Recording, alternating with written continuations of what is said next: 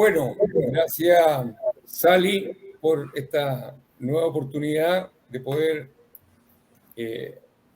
estrechar el lazo con un Banco Estado. Siempre ha estado al lado nuestro, nos sacó de estar fuera de la banca antes de la década del 2000, y ustedes nos abrieron las puertas y después obviamente el resto de la banca también se interesó, pero antes de eso ninguna posibilidad. Y Julio nos va a ilustrar hoy día sobre materias tan importantes que son muy contingentes. Todos hablamos de tecnología, la pregunta es ¿quién sabe usar la tecnología? Todo el mundo habla de aplicaciones, pero ¿entendemos o no entendemos las aplicaciones? Y somos capaces de insertarnos en los pagos electrónicos, en el comercio electrónico. Los comerciantes estuvieron en condiciones de entrar en este sistema de delivery, solo algunos, los que tenían un poco de conocimiento. Y hoy día se nos viene un tema mucho más complejo, que es el tema de la informalidad. Y es importante saber cómo formalizarse. Y cada rama de la CONAPYME obviamente necesita un poco de conocimiento sobre esta materia, porque existe la intención y la voluntad por formalizarse. Pero también tenemos que observar que la autoridad no da las señales que tiene que dar. Ha sido muy decepcionante ver cómo cada una de las municipalidades hoy día autoriza el comercio ambulante sin saber de dónde proviene la mercadería, sin saber o sabiendo que ahí no hay boleta, no hay aporte, no hay pago de impuestos, y que también las pymes establecidas vienen saliendo de una tremenda crisis con deudas bancarias, con deudas de impuestos territoriales, de impuestos municipales, y cuando existe la esperanza de empezar a funcionar para recuperarse, aparece esta cantidad impresionante de comercio ambulante, comercio ilegal en las calles y en todas las áreas. Lo tenemos en las ferias libres, lo tenemos en el tema del transporte escolar, que además sin clases no tienen cómo obtener sus ingresos. Lo tenemos en el transporte con todas estas aplicaciones que están matando al taxi, y también entrará en eso el taxi colectivo. Por lo tanto, para que exista la firme decisión de formalizarse, tenemos que tener los conocimientos que nos va a entregar Julio hoy día, pero además las señales por parte de la autoridad que nos lleven a tener un país con actividades económicas formales, porque quizás si no se hace así, vamos a tener muchos informales en las calles, y quizás los formales que no son capaces de poder sortear esta crisis económica van a terminar también siendo informales. A lo mejor es más rentable bajar la cortina y poner un pañito frente al negocio y vender los mismos productos y abastecerse no sé de dónde. Por lo tanto, todo lo que nos puedas contar sobre estas materias, Julio, encantado. Nuestros colegas de la panadería quieren saber cómo los podemos ayudar, el transporte escolar, los taxis colectivos, el comercio en general, así que somos todos oídos. Súper. Bueno, muchas gracias por la oportunidad, ¿cierto?, de poder estar acá con usted y compartirle todas estas cosas que de repente son un poquito difíciles de entender, de digerir. Algunos incluso lo encuentran aburrido, y es verdad, es tanta ley que a veces es un poco aburrido, pero lo vamos a tratar de explicar de la forma más sencilla y ver cómo eso lo podemos ir implementando también en los distintos rubros que hoy día tenemos. Entonces, la formalización, partiendo de todo, tiene que ver con hacer las cosas de manera formal. No tiene nada más que eso. Una vez una emprendedora estaba asustada porque pensaba que la formalización era como cuando formalizan a alguien por un delito. Entonces, no era eso, sino netamente de hacer las cosas de manera formal. Primero, me presento. Mi nombre es Julio Flores. Soy el gerente general de un holding de empresas que se llama Grupo JK, donde ahí tenemos áreas de capacitación, tenemos asesoría contable. Este tema de la formalización lo hacemos todos los días. Tenemos más de 300 clientes repartidos por todo Chile. Tenemos temas de asesoría, de publicidad, temas web, tecnología, un montón de servicios destinados a los emprendedores. También me dedico haciendo relatoría en el Club de los Emprendedores, con Banco Estado. Hoy día trabajo con 30 centros de negocio de Cercotec en todo Chile, incluidos los centros de Chiloé y de Rapa Nui, que también han sido experiencias muy buenas. Bueno, con Sura, Mallplaza, con Coca-Cola, Cernamed, con FOSI, distintas instituciones siempre haciendo capacitaciones.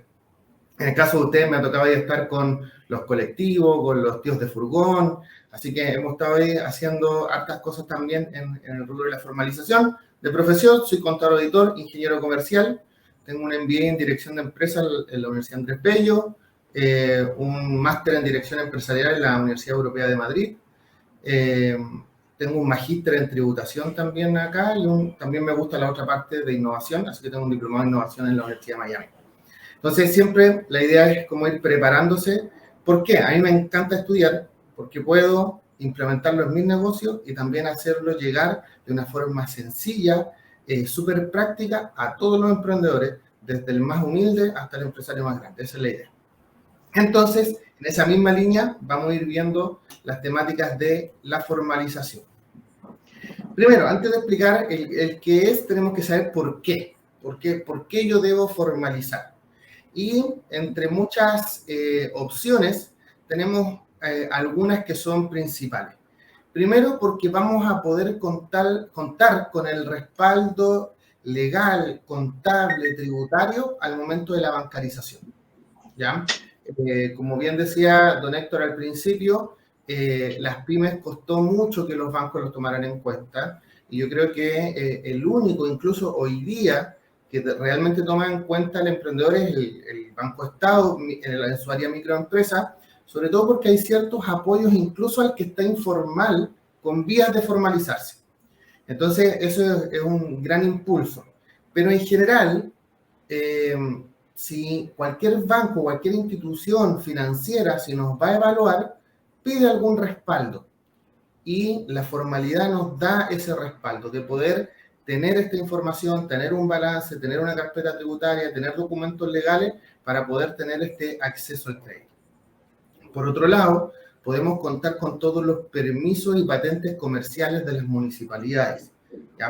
Muchas veces ese también era un problema, que llegan los municipales, que llega el inspector. Con esto podemos estar tranquilos haciendo el negocio.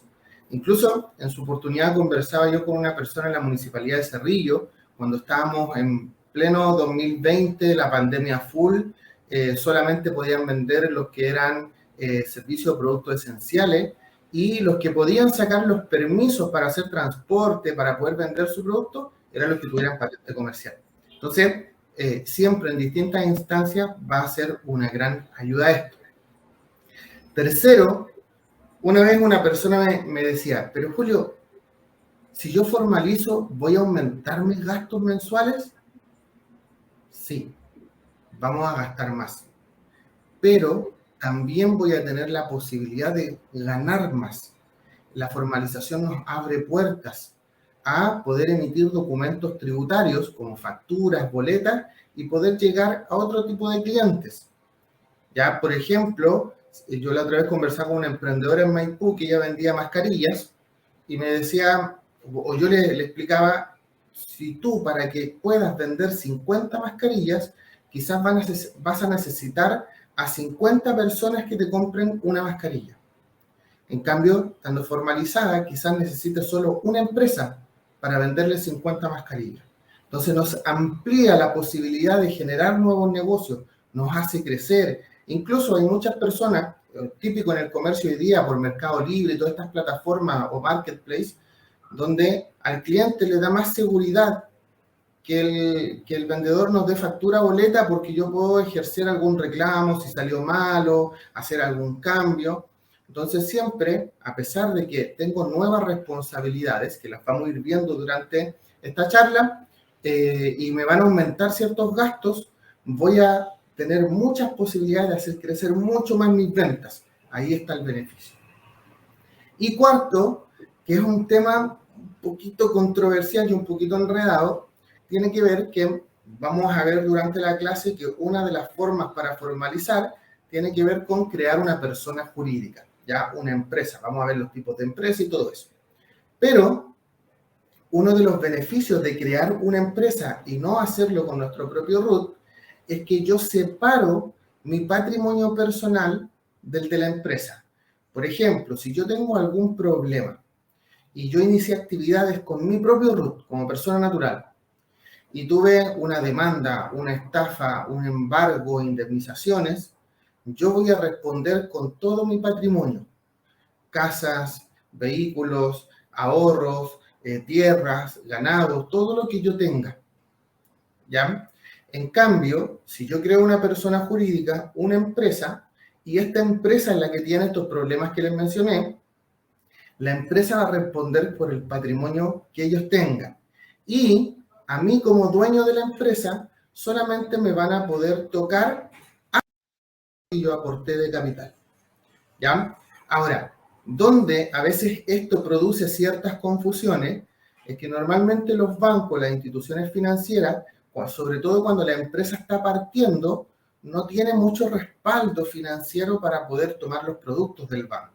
Entonces, ¿qué hace el banco para poder darle de todas formas esta oportunidad? No solamente toma como deudor a la empresa, sino también a los dueños.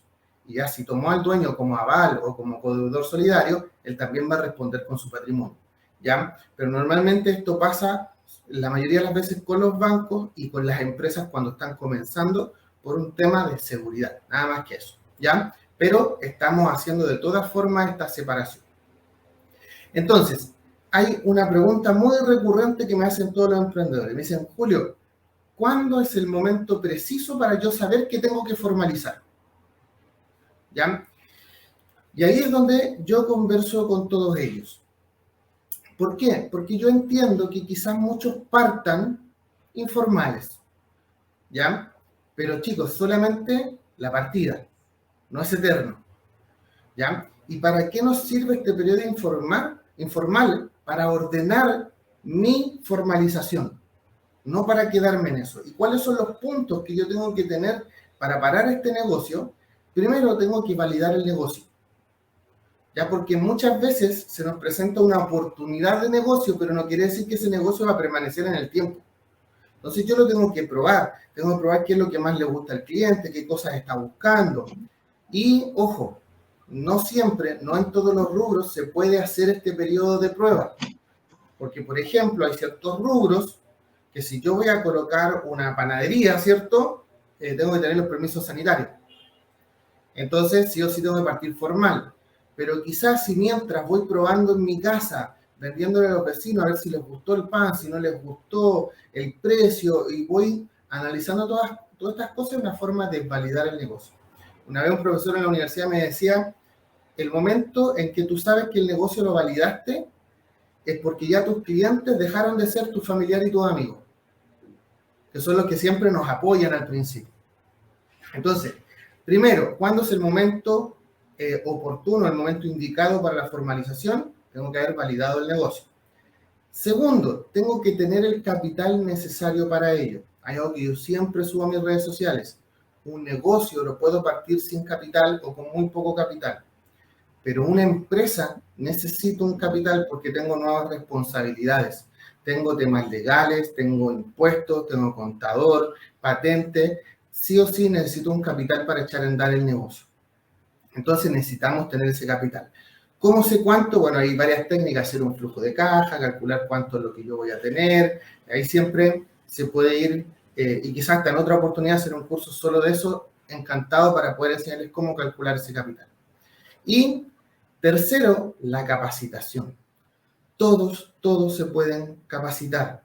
Algunos hemos tenido quizás la suerte de poder tener estudio universitario, pero otras personas no. Y tener estudios no es un requisito para emprender.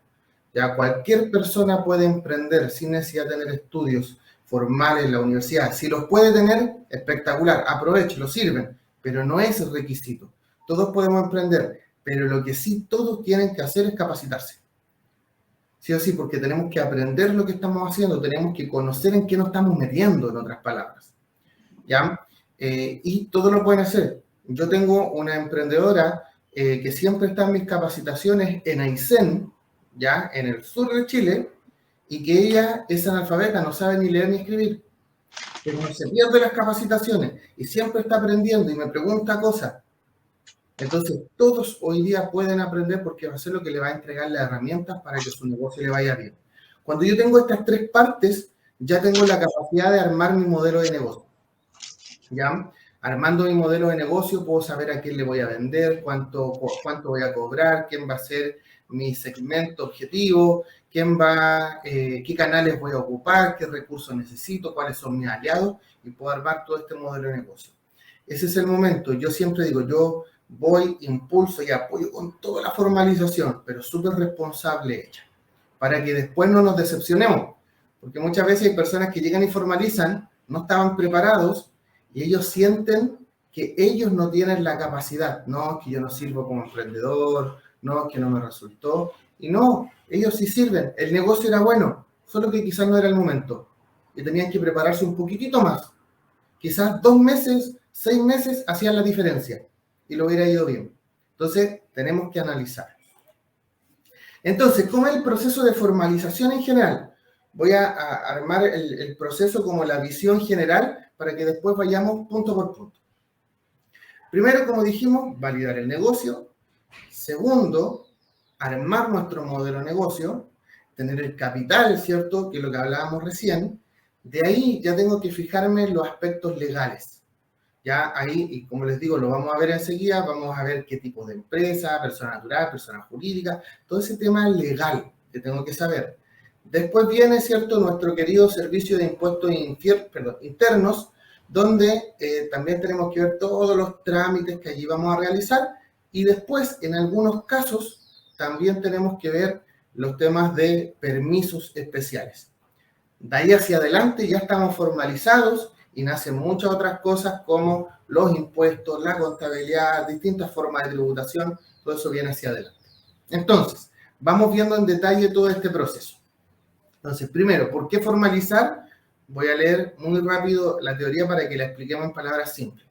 La formalización de un emprendimiento es el proceso que se realiza para incorporarse a los negocios de una manera formal, realizando una serie de trámites administrativos y legales que permiten acceder a la mayoría de las autorizaciones solicitadas por las instituciones reguladoras y fiscalizadoras, lo que permite realizar y desarrollar el emprendimiento adquiriendo mejores posibilidades de negocio, así también, que no se nos olvide, adquiriendo obligaciones tributarias.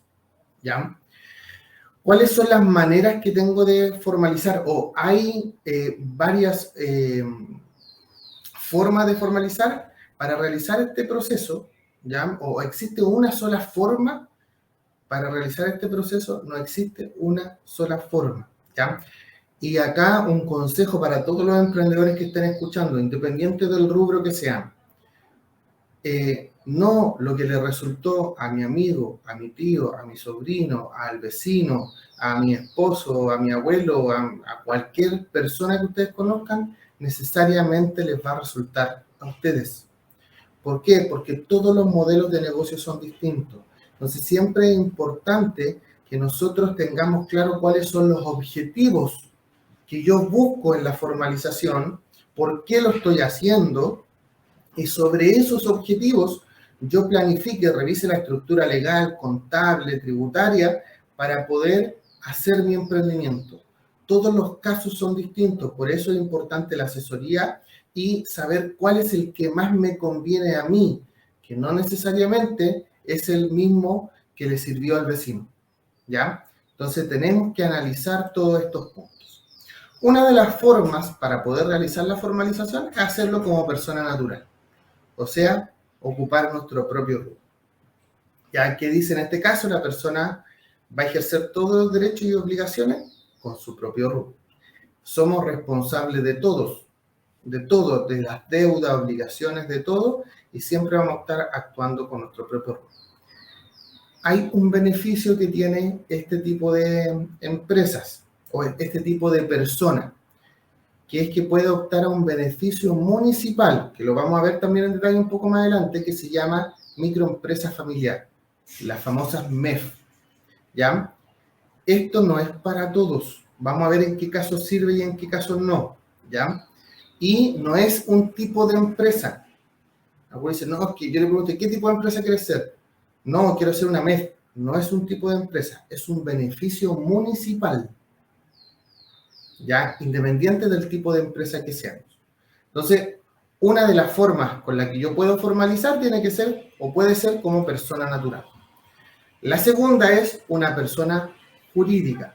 ¿Por qué ambos se llaman personas? Persona natural, persona jurídica. Porque ambos tienen atributos de la personalidad. ¿Qué quiere decir esto? Ambos casos tienen nombre, RUT, dirección, fecha de nacimiento, podrían morir, tienen derechos y tienen obligaciones. ¿Ya? Por eso son personas. ¿Por qué jurídica? Porque es un papel. ¿Por qué natural? Porque somos seres humanos. Pero somos personas al fin y al cabo. ¿Ya? Por eso se hace esta distinción. En la persona jurídica obtiene un RUT distinto al de la persona natural, y la persona jurídica es la que se va a hacer responsable ante cualquier obligación, deuda y lo que exista, y los socios, dueños o accionistas solamente limitan su responsabilidad al capital que aportaron, ¿ya?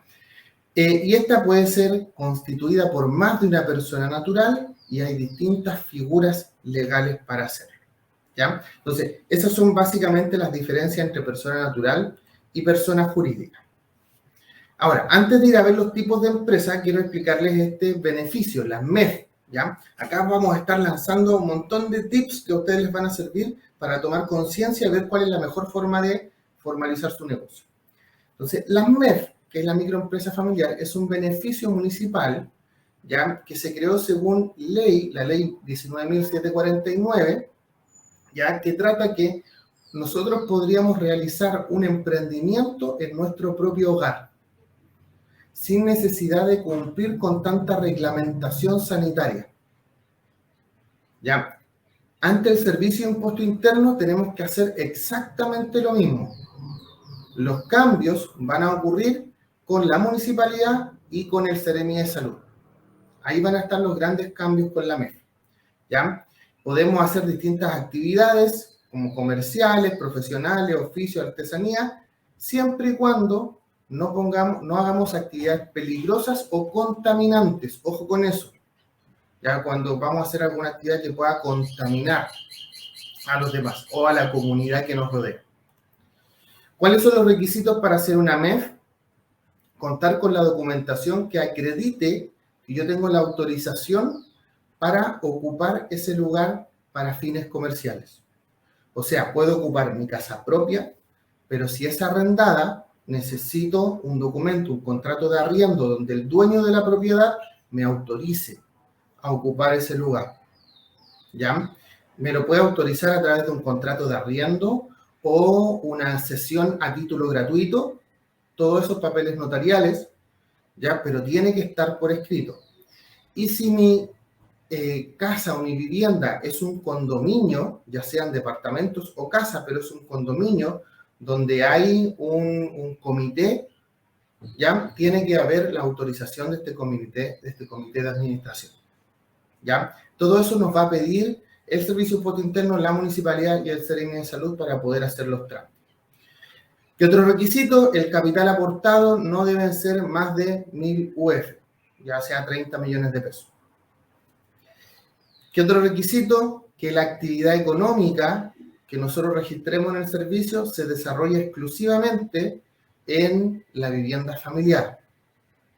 Por ejemplo, yo no podría colocar, no sé, un taxi colectivo si yo no lo voy a hacer en mi casa. Solamente estaciono en mi casa, pero no realizo la actividad ahí. Ya es cuando yo realizo la actividad. Puedo contratar personas que no sean de mi grupo familiar, pero con un tope de 5 personas, que no tengan relación familiar conmigo. Y la actividad que desarrolle debe ser inofensiva, que no produzca contaminación. Ojo con las personas que trabajan en panadería y que quizás son un poco más en sectores rurales y ocupan leña, ocupan esas cosas. Tenemos que ver que no haya nadie en desacuerdo, ya para que no tengamos esos problemas. Entonces, entendiendo ese beneficio municipal, que básicamente sirve, miren, yo se los voy a resumir toda esa parte legal. ¿Cuándo le sirve a usted ser MEF? Cuando usted produzca alimentos y lo haga en su casa. Si no, no es necesario. Porque el beneficio de la MEF es que si yo no fuera MEF, y para pedir una resolución sanitaria porque manipulo alimentos, voy a tener que hacer toda una remodelación en mi casa para cumplir con los requisitos. En cambio, si soy MEF, el Seremi de Salud asume que voy a ocupar la cocina de mi casa. Y pagando 1.000 pesos, puedo sacar la resolución. En línea. Ya, es más fácil. ¿Ya? Pero si no soy de este rubro, no es necesario. ¿Qué tipos de empresas existen? ¿Ya? ¿Qué tipos de personas jurídicas existen? También es importante conocerlo. Bueno, tenemos que saber que la ley diferencia las personas jurídicas, las empresas, las sociedades, en dos grupos. Y tienen las empresas de acciones y las empresas de personas. ¿Ya? Entonces, vamos a las empresas de personas. Ahí está la famosa, conocida antiguamente, la limitada o la sociedad de responsabilidad limitada, es la que hemos conocido por muchos años. ¿Qué temas tiene esta empresa? Primero, nombre. El nombre, la razón social, tiene que ser el nombre o apellido de uno de los socios o alguna palabra que ejemplifique la actividad que iban a desarrollar. Por ejemplo, si yo nombrara mi empresa y fuera limitada, diría JK Consultores. Tengo las iniciales mías y de mi esposa, que somos los dueños, y consultores, la actividad. ¿Ya? Otro podría poner panadería, cualquier nombre, pero ya dice que es panadería, está diciendo la actividad que va a desarrollar. ¿Ya? Entonces tiene que tener esa formalidad y termina siempre en la palabra limitada o la abreviatura LTDA. Segundo, tienen que ser 2 socios o más. Esta persona jurídica no se puede armar con un solo socio. Entonces tienen que ser 2 socios o más. Tercero, si los socios, además de ser los dueños de la empresa, trabajan para la empresa, podrían tener un contrato de trabajo. Pero este contrato de trabajo tiene que tener 3 requisitos. Primero, que se compruebe que realmente trabajan en su negocio. Segundo, que el sueldo sea acorde a mercado. Y tercero, que el sueldo sea acorde a la realidad de la empresa. Ya hay que cumplir estos 3 requisitos. Estos requisitos son nuevos. Partieron con la Ley de Modernización Tributaria de febrero del año pasado. Porque antiguamente los socios de una empresa limitada podían tener un contrato hasta el tope imponible, que en esos tiempos eran 80,2 UF. Si pasaban de eso, la diferencia era gasto rechazado. Que también decía la ley antigua que el cónyuge y los hijos no podían estar contratados, que también tendrían que ser, también iban a ser gasto rechazado, a menos que también fueran socios. ¿Ya? Y cuando hablamos del hijo, eran los hijos solteros menores de 18 años. Con la Ley de Modernización Tributaria del año pasado, eso cambió.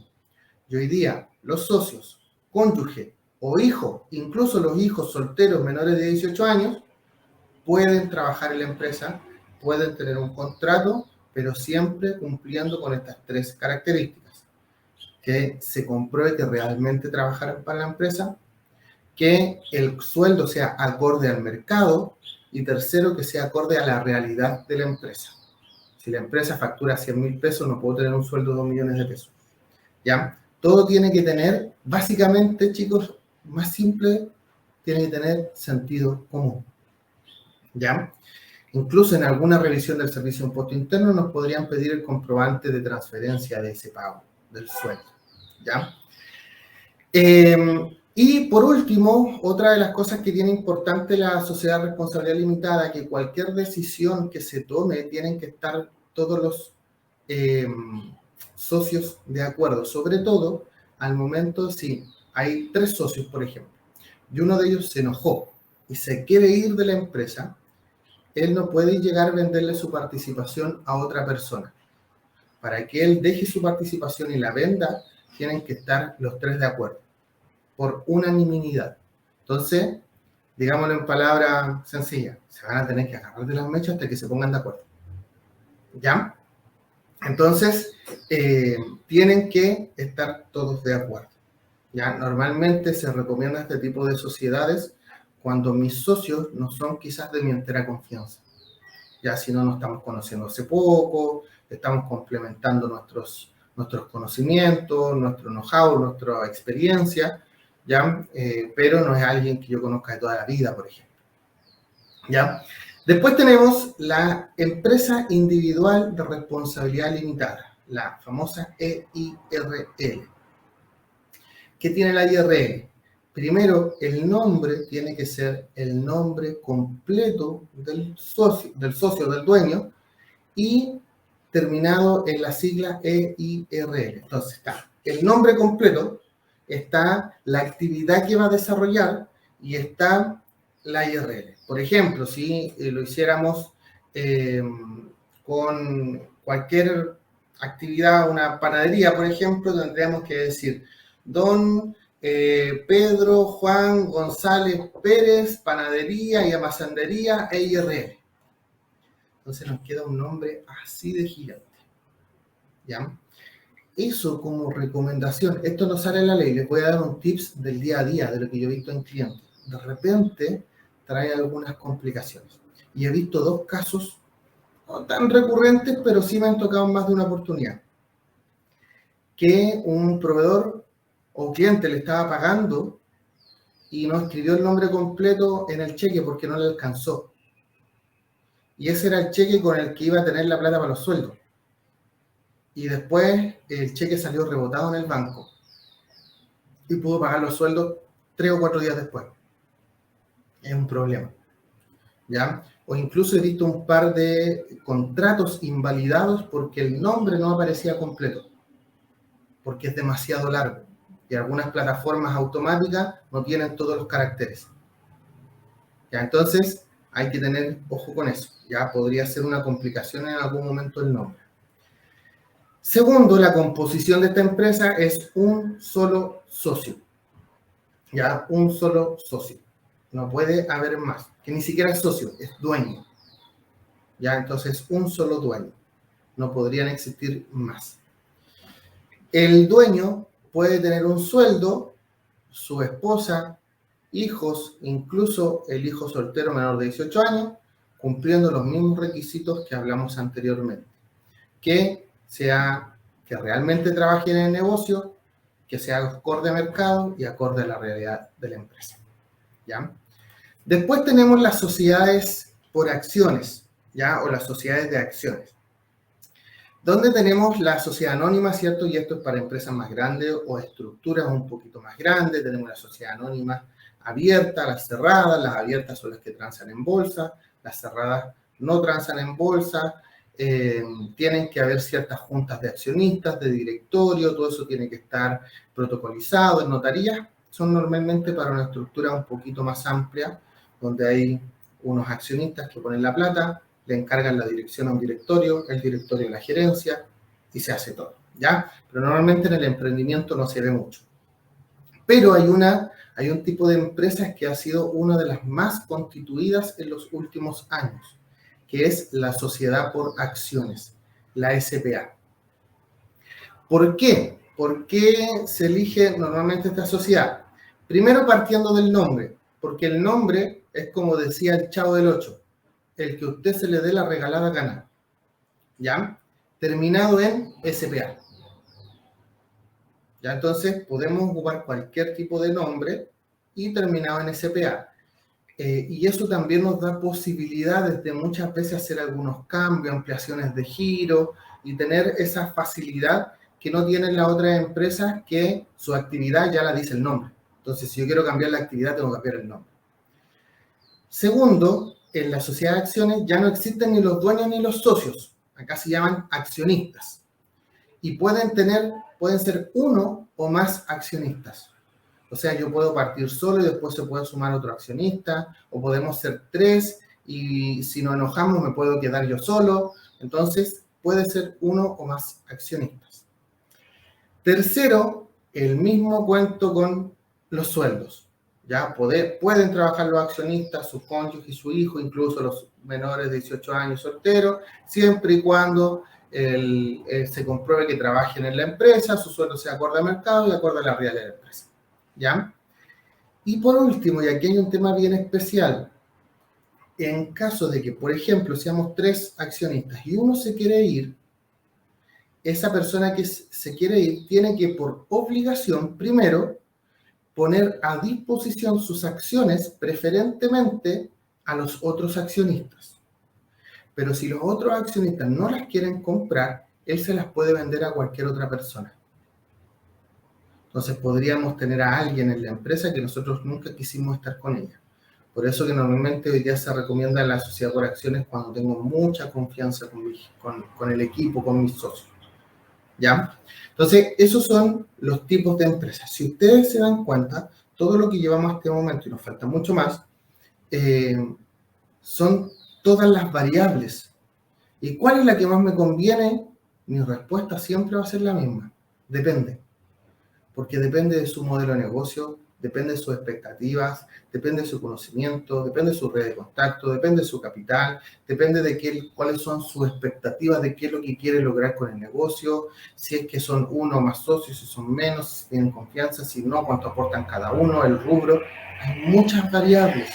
Por eso que lo importante es que nosotros tengamos las herramientas para tomar la mejor decisión. ¿Cómo constituye una empresa? Tenemos 2 formas. Está la escritura pública tradicional de toda la vida y está la página web de tu empresa en un día o el registro de empresas y sociedades.cl. ¿Ya? La escritura pública tradicional es la que conocemos desde siempre. Ya la que siempre se ha hecho, donde hay todo un proceso que les voy a mencionar ahora. Tu empresa en un día, chicos, acá no quiero desmerecerlo ni tampoco idealizarlo. Quiero ser concreto. Primero, tu empresa en un día fue un invento chileno, que ahora se está haciendo en algunos otros países como Perú y Colombia. ¿Ya? Y es una forma rápida, sencilla, económica, pero ojo, también básica de crear una empresa. ¿Por qué hago esta observación? Normalmente yo le digo a los emprendedores, si usted quiere hacer una actividad que es un poquito más compleja, que tiene acuerdos con su otro socio o representante legal, que quieren dejar por escrito, que quieren tener muy buenos sus acuerdos, o hay aportes que no son en dinero o no son avaluables en dinero, hay formas especiales de repartir las utilidades o su participación, todo eso no se puede hacer en tu empresa en un día. Tiene que ser sí o sí en la escritura tradicional de siempre, ¿ya? Entonces, ahí es donde yo el otro día le decía a un emprendedor, no podemos hacerlo más fácil. Lamentablemente, hoy día hay muchas instituciones que están recomendando hacer lo más fácil, pero no le están asesorando al emprendedor que haga lo que más les conviene, que es distinto y que eso después pesa. Muchos de los que me están escuchando en vivo o cuando esté grabado esto, ustedes saben que cuando van creciendo necesitan tomar ciertas decisiones, necesitan hacer ciertas acciones. Y chicos, algunas con tu empresa en un día no van a poder. Entonces necesitamos saber cuál es la que más nos conviene, no la más fácil. ¿Ya? Entonces tenemos que analizar los pros y los contras de ambas. ¿Ya? A ver, en la forma tradicional, primero tengo que saber que necesito un abogado que me redacte la escritura. Como tips, nunca busquen un abogado que le diga, no, sí, mira, yo tengo este que es como tipo, le cambiamos los nombres y está listo. No, el abogado tiene que redactar la escritura hecha a su medida. ¿Ya? No podemos ir a comprar al mall la polera que sea, con tal que sea talla S da lo mismo. No, tiene que ser alguien que nos haga la polera a medida. ¿Ya? Segundo, y vamos a tener que pagarle al abogado, ¿ya? Los honorarios son muy variados, o sea, vamos a tener quizá un amigo abogado que me cobre 50, 100 mil pesos, hasta abogados que cobren mucho más caro, va a depender del monto del capital, pueden haber muchas variables. Los honorarios notariales tengo que pagarlos porque en la notaría tienen que hacer validar las firmas y hacer la protocolización de esta escritura, ¿ya? También va a depender de las notarías, ¿ya? Los precios. Coticen, porque lamentablemente yo creo que no es oculto para nadie que hay notarías que se aprovechan de los precios. Yo he visto notarías donde firmar un finiquito sale 3.000 pesos y en otra 25.000 pesos, el mismo trámite. Entonces siempre coticen en las notarías, ¿ya?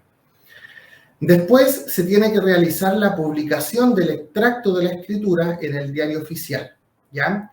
Esto tiene cero costo, ya para las empresas que su capital sean inferior a 5.000 UF. Saquemos la cuenta, ¿cuántos son 5.000 UF? Son 5.000 por 30.600 más o menos, son 153 millones de pesos. Si su capital es menos de 153 millones de pesos, la publicación en el diario oficial es gratuita.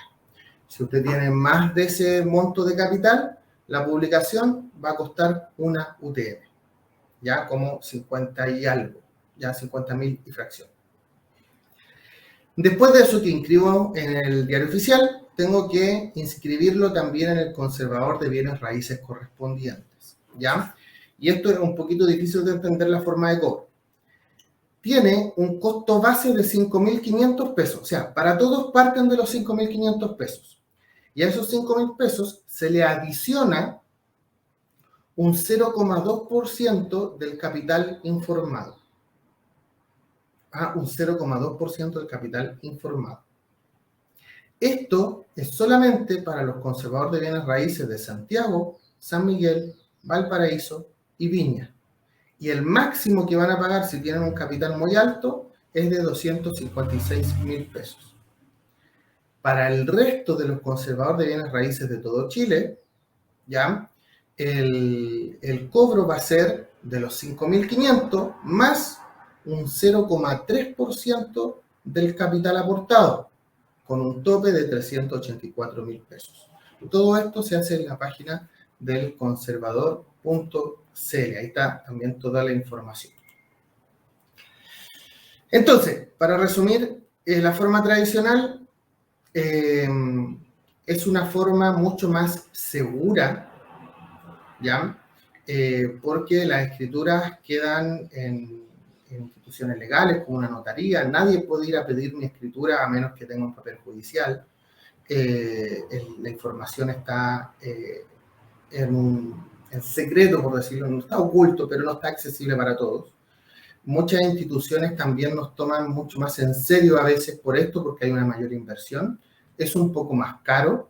Para un emprendedor podría variar entre los 300.000 a 500.000 pesos. Y el tiempo de proceso podría estar entre las 2 semanas a un mes y medio, ¿ya? Va a depender de las distintas instituciones y de la rapidez que trabaje el abogado, ¿ya? Eso para que tengamos ese resumen. Después está tu empresa en un día. ¿Cuáles son los costos de esto? Yo primero hacerme el registro en la página de tu empresa en un día es gratuito, ¿ya? Después te lo tengo que firmar en una notaría y tengo lo tengo que firmar y tengo dos formas de firmarlo. Una es en una notaría, donde los precios van entre los 7.000 a 15.000 pesos, o por firma online. Hoy día se puede a través de acepta.com o firma ya, ¿ya? Y eso cuesta desde los 2.000 pesos, incluso creo que la primera firma es gratuita, ¿ya? Entonces se puede realizar esto también para que lo puedan hacer. Tu empresa en un día, es como les decía, una forma rápida, se puede demorar un día, ¿ya? Y dejar la empresa operativa nos podemos demorar 2 semanas. Los costos son más bajos, ¿ya? ¿Y por qué hablo de costos si aquí sale poquita plata? Porque hay otros trámites que hay que realizar. Entonces, todos estos costos al final tendrían, sumados, podrían variar entre los 80.000 a 200.000 pesos, ¿ya? Y podría ser mucho más rápido, Pero, insisto, no siempre lo que más nos conviene, tenemos que analizar caso a caso. ¿Ya? Entonces, después de eso, cuando yo ya constituí mi sociedad, ya tengo este papel legal de las dos formas, viene un proceso de varios trámites, ¿ya? Que se los voy a ir mencionando y explicando cada uno. Dentro de esos trámites tenemos, primero, la constitución de sociedad, segundo, la iniciación de actividades, que hoy día se puede hacer totalmente online. Antes había que llenar en papel el formulario 4415, hoy día ya es completamente online. Ya donde en esta iniciación de actividades básicamente llenar un formulario con todos los datos que están en la escritura y le estoy dando aviso al Servicio de Impuesto Interno que existo. ¿Ya? Yo lo pongo siempre con este ejemplo. Cuando nosotros constituimos la sociedad es como cuando nace la guagua. Cuando hacemos iniciación de actividades es porque la guagua la inscribí en el registro civil. ¿Ya? Esa es como la analogía. Pero ahí no queda todo, que muchas veces ahí hay una gran confusión. Después de eso, yo tengo que hacer la solicitud de la clave inicial, la clave tributaria. Tengo que solicitar a esto, ¿ya? Y para eso lo tengo que hacer online y puedo hacer el tema de, o sea, me van a pedir, si soy persona jurídica, me van a pedir un poder, ¿ya? Mío como representante legal para poder tramitar esta clave inicial. Y que esta clave inicial me va a permitir hacer todos los trámites y todas las declaraciones de impuestos, modificaciones en el Servicio de Impuesto Interno de manera online. Después de eso, yo todavía no puedo funcionar. Es importante recalcar esto, ¿ya? Porque después de esto, tengo que hacer la acreditación de domicilio, donde yo acredite que tengo la autorización para ocupar el domicilio que estoy declarando, ¿ya? O que estoy informando. Eso ya sea con un título de dominio, escritura, o la factura que me hace dueño a mí de esta propiedad, o con un contrato de arriendo, un título de cesión, un contrato de comodato, algo que a mí legalmente diga que yo puedo usarlo o que la empresa, esta persona jurídica, está autorizada a ocupar ese lugar. ¿Ya? Y eso lo tengo que presentar ante el Servicio de Impuesto Interno. Hoy día ya casi el 100% de estos trámites son online. Antes había que ir a presentarlo allá, hoy día se suben a través de la página web. Después tengo que hacer la solicitud de contabilidad computacional. Acá yo podría estar toda la tarde hablándoles de la contabilidad, pero un par de tips muy rapiditos. Primero, la contabilidad no es online, ¿ya? Todos tienen que desde el momento que inician actividades la obligación de llevar contabilidad, ya sea contabilidad simplificada o contabilidad completa. La diferencia entre ambos es que uno tiene más libros y otro tiene menos libros, ¿ya? Pero tienen que tener libros contables. Los libros contables no son online y no están en la página del Servicio de Impuesto Interno. Eso es un mito erróneo, ¿ya? Los libros se pueden procesar en un sistema de contabilidad computacional, por eso acá yo solicito esa autorización, pero después los tengo que imprimir en hojas autorizadas por el Servicio de Impuesto Interno. Y esas hojas impresas con mis libros son mis libros legales de contabilidad y que la ley me dice que yo tengo que guardar por 6 años. Si el Servicio de Impuesto Interno me solicita alguno de estos libros y yo no los tengo de esa forma o no los tengo, arriesgo multas por ello, ¿ya? Entonces, para poder procesar mi información, para posteriormente imprimirla, pero la proceso en sistemas de contabilidad computacional, que es la que los contadores tienen que proveer. Ustedes, emprendedores, no tienen por qué tener su sistema, a menos que estén creciendo mucho y ya necesitan un sistema, un ERP de gestión. Pero si no, el contador es el que tiene que proveer esto, no lo tiene que estar haciendo comprar a ustedes, ¿ya? Un contador que no tiene software no podría estar llevando la contabilidad de sus clientes. Ojo con eso. Después tengo que hacer la acreditación de actividad. Le tengo que demostrar al Servicio de Impuestos Internos que yo ya voy a empezar a realizar mi actividad, ¿ya? Esto se dio mucho, los más adultos se acuerdan hace años atrás, no la factura ideológicamente falsa de un par de años atrás, sino más antiguo, que habían unos diputados incluso metidos en eso de unas facturas falsas, ¿ya? Entonces hoy día, ¿qué hace el Servicio de Impuesto Interno? Nos pide que para poder timbrarnos las facturas electrónicamente, que hoy día se llama autorizar folios, tenemos que demostrarles que voy a realizar la actividad. Si yo soy una empresa comercializadora, se lo voy a demostrar con facturas de proveedores de los productos que compro para vender, o si produzco algo con la materia prima, o si tengo algún contrato de prestación de servicio con el contrato de prestación de servicio, con un contrato de arriendo, una orden de compra, algo que demuestre que voy a realizar esa actividad. Por eso que hoy día ya no existen las facturas falsas, porque legalmente todas son legales. Lo que hoy día existen son las ideológicamente falsas, porque se emiten totalmente legal, pero el servicio nunca se prestó, ¿ya? Pero para nosotros poder emitir nuestras facturas necesitamos hacer esta acreditación de actividad.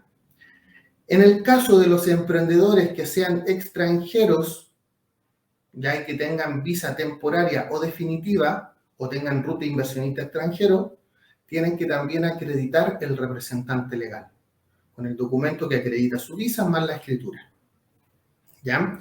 Y después está el proceso de adopción del régimen tributario, ¿ya? El régimen tributario hoy día, ustedes saben que Chile viene con un cambio desde el 2014 que hemos pasado por 50.000 reformas tributarias. Tuvimos la reforma provisoria en algún momento, después tuvimos la reforma ProPyme. Hoy día yo ya no sé qué nombre le van a poner a las que vienen, porque se vienen más, como la reforma ataca de nuevo, la venganza, la reforma asesina, porque ya tenemos muchas reformas y parece un cuento de terror. Entonces, eso también produce muchos problemas.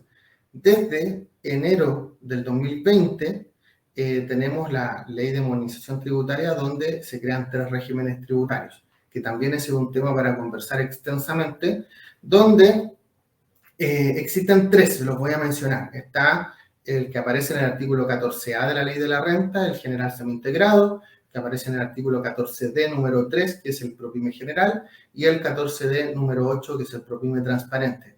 Cada uno con sus pros y contras y beneficios y desventajas va a depender de mi modelo de negocio. Pero ¿qué tenemos que saber? Por lo menos en esta clase, que yo tengo que elegir cuando inicio actividades este régimen tributario.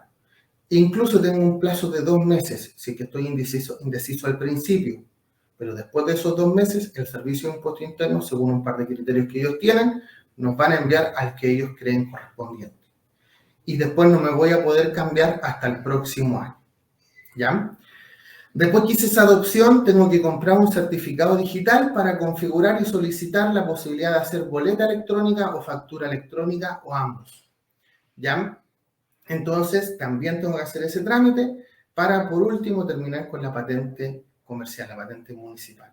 Entonces, si ustedes se fijan, muchas veces las personas dicen que esto es muy fácil hacer, muy rápido, y no es tan así, ¿ya? No es tan fácil ni rápido realizar. ¿Por qué? Porque requeremos muchos trámites para ello. Ya son aproximadamente 10 trámites, y a esto, si es que, por ejemplo, hablamos del rubro de alimentos, tenemos que también sacar el Ceremi, la resolución en el Ceremi de Salud correspondiente a nuestra región, ¿ya? Y si trabajamos, no sé, en temas de educación, tenemos que también tener, aparte del permiso del Ceremi de Salud, la autorización del Ministerio de Educación, o sea, de la resolución sanitaria del Ministerio de Salud y del Ministerio de Educación. Ya tantas resoluciones uno se enreda. Si tengo, no sé,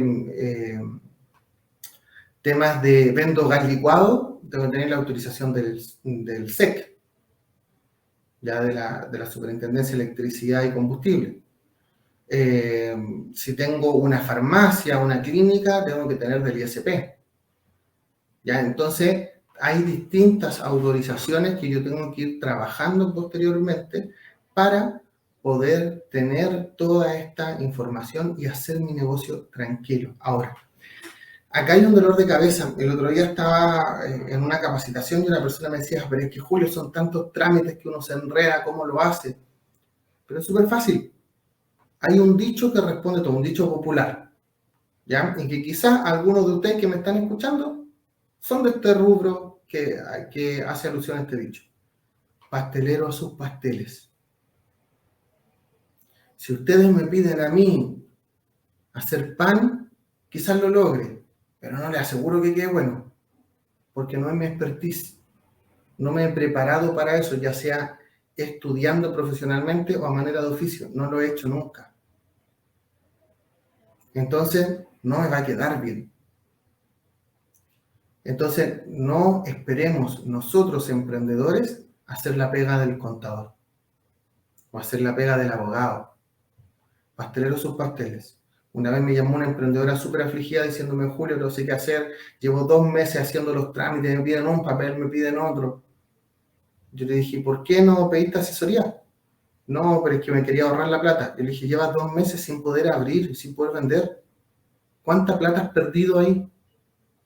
Nosotros nos demoramos 2 semanas y está todo listo, la empresa facturando. ¿Por qué? ¿Porque somos lo mejor? No, porque el trámite lo hemos hecho muchas veces y ya sabemos cómo se hace.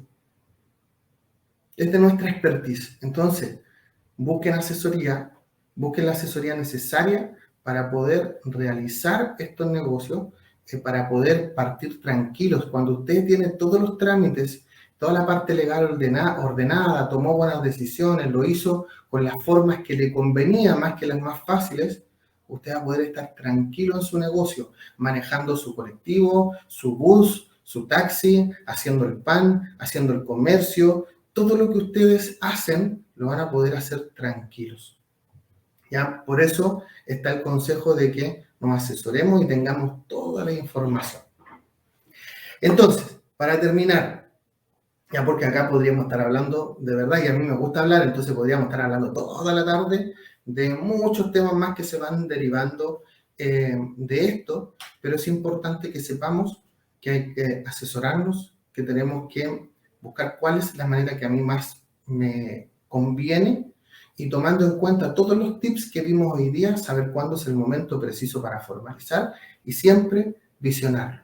¿Por qué? Una de las mayores problemáticas que existió en el peor momento del COVID en Chile, cuando el gobierno, y acá no me voy a meter en política si que lo hizo bien o no, cada uno tiene su juicio, pero ¿qué es lo que quisieron hacer? Entregar beneficios y a los que más costó que les llegara eran los informales. Porque ¿cómo yo como institución, ya sea gobierno, empresa, el que sea, voy a darle un beneficio a cuántas personas? No sé. ¿Y cuánto ganan? No sé. ¿Y cuánto es su grupo familiar? Entonces, si tuvieron que buscar muchas formas para poder tener la data, la información, para poder implementar ayudas para las personas informales.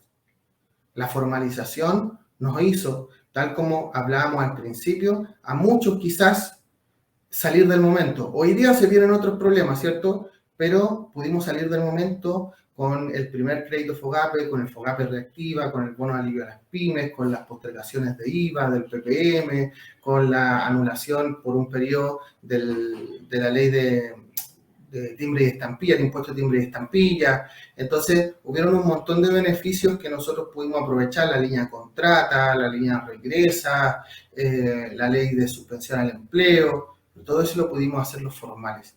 Y pucha que nos ayudó. Algunos, hoy día se nos está viniendo el problema de cómo pagar ciertas cosas, pero en ese momento ayudó. Entonces, ¿quién lo pudo hacer? Los formales. ¿Ya? Entonces, vayamos mirando hacia allá, vayamos mirando para poder crecer y para poder ir incentivando también a los que conozcamos. No sé si hay alguna duda, consulta para poder apoyarlos. Si no, feliz de esta oportunidad y espero que nos encontremos muy pronto de nuevo.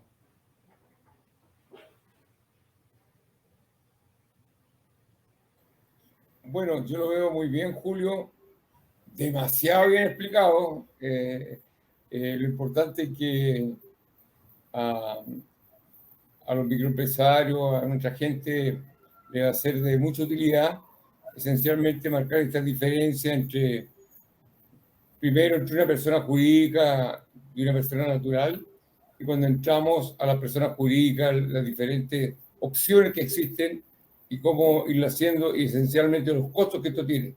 Así que, Julio, yo creo que ha sido una gran charla y esperemos que le sea de mucha ayuda a cada uno de los microempresarios que son parte de la CONAPYME. Y como siempre, Sally, usted ahí ayudándonos en estas cosas tan importantes. Yo agradecerles por la escucha. Ojalá que esta sea una herramienta súper potente para todos los asociados a CONAPYME. Obviamente siempre están las puertas abiertas a que los distintos dirigentes nos puedan relevar algunas consultas o dudas que queden, que también yo me imagino va a poder quedar en el repositorio de la página web de CONAPYME, así que la invitación queda abierta y yo sé que Julio siempre va a estar proclive a que nosotros le hagamos consultas y el dar quizás una asesoría más personalizada a alguien que lo pueda necesitar. Así es. Ya, pues, muy importante y no solo importante la charla, sino usarla bien y que nos sirva de mucha utilidad. Sí, yo mi parte quedo a disposición para lo que necesiten. Me encanta enseñar, me encanta asesorar, así que cualquier cosa aquí estamos disponibles. Muchas gracias. Chao, chao. Chao, chao. Muchas gracias.